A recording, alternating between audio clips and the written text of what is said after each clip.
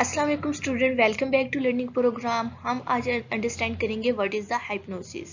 Students जो history of the psychology के उन्हें ये लफ्ज़ न्यू लग रहे होंगे, बिकॉज स्टूडेंट्स ये आपके जो आपने इंपॉर्टेंट लेक्चर्स अंडरस्टैंड किए हैं, साइकोएनालिसिस, बिहेवियरिज्म, उन्हीं में ये थेरेपिस्ट में आ जाता है, लेकिन आपके लेक्चर में वो कवर नहीं हुए बिकॉज आपके लेक्चर की लेंथ या आपके टॉपिक बहुत इंक्रीज हो जाएगा। इस वजह से आप इन वर्ड्स से बिल्कुल घबराएं नहीं, इन वर्ड्स को सिर्फ एक दफ़ा अंडरस्टैंड कर लें तो आपको मज़ा आएगा। ये क्या चीज़ है? ये भी एक टेक्निक है जिसमें हम अपने पेशेंट को कि कोई भी कॉन्फ्लिक्ट है उसे रिसॉल्व कर रहे होते हैं। ठीक है, अब इस टेक्निक में होता क्या है, आपने पर्सन को ऐसे पॉइंट तक लेके जाना होता है जहाँ पे वो अपने वॉलेंट्री एक्शन की पावर को लूज कर दे।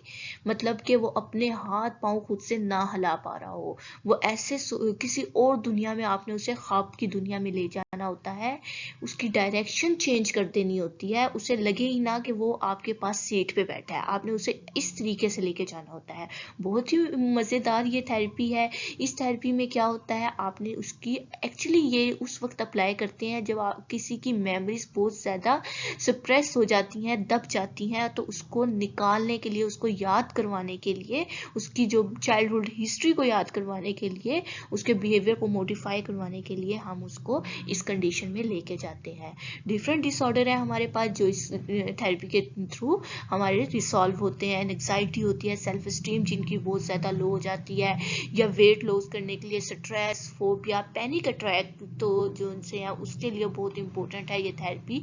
उसके अलावा जो है अल्कोहल प्रॉब्लम्स आ जाते हैं, लोग मोटिवेट नहीं हो रहे होते, उन्हें मोटिवेट करने के लिए उसके चाइल्डहुड्स की या उसके कोई लाइफ एक्सपीरियंस जो वो भूल चुके हैं, मेमोरीज में दब चुकी हैं, उनको दोबारा से निकालना होता है। तो ये एक वे है थेरेपी का कि आप किसी तरह अपने जो क्लाइंट है या पेशेंट है उसका कॉन्फ्लिक्ट रिसॉल्व कर रहे होते हैं।